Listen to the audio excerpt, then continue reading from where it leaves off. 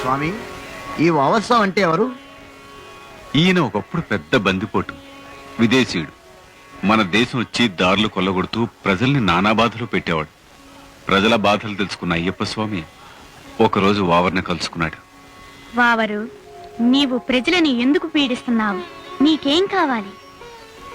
నీ దేశంలో వజ్రాలు వైడూర్యాలు కోకొల్లలుగా ఉన్నాయి. అవన్నీ నాకు కావాలి. అంతేగా, సరే తీసుకో.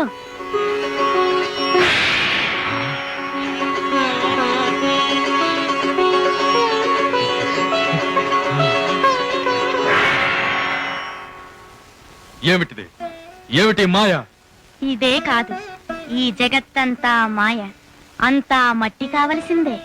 చూడు, చనిపోయాక నీ శరీరం కూడా ఇలా మట్టిలో కలిసిపోతుంది. ఈ మాత్రానికెందుకు నాయనా